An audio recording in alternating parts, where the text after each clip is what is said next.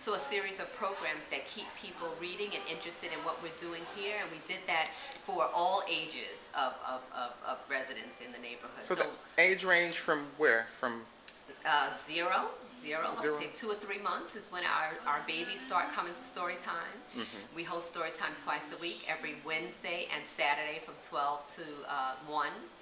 And like I said, 2-3 months is when babies start coming, and they go all the way up to about 6 years old.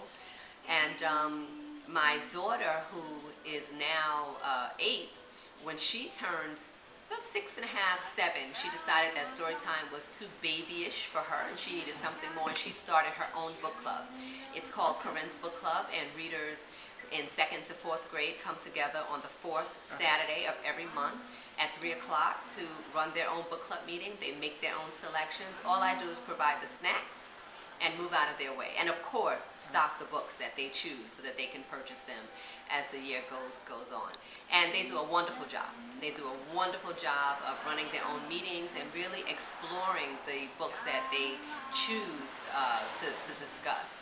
It's a mixed club, boys and girls, and that's interesting dynamic to see those two groups together at that age, but they have a great time.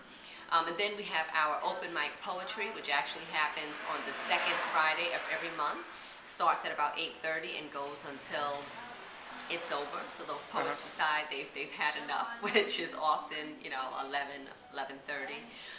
It's facilitated by a wonderful poet named Chris Slaughter.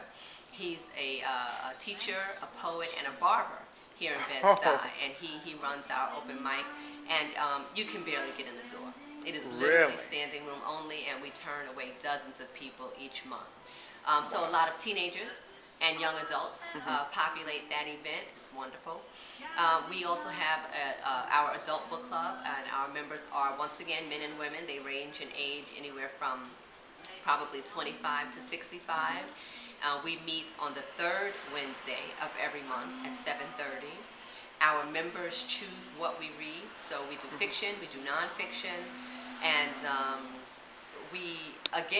that's another group that has a great time, and we've become a nice family over the last 10 years. So this month we're discussing The Good Earth, the classic by Pearl S. Buck that many of us, probably I'll say suffered through in high school because that's what English is like in some of our traditional schools, and you don't see a lot of relevance in the selection. But for whatever reason, The Good Earth is the book that we're reading this month. The member that chose it has decided that she wanted to revisit a classic, and it's a different read. It's a different read decades later, as you would expect. So we're enjoying that.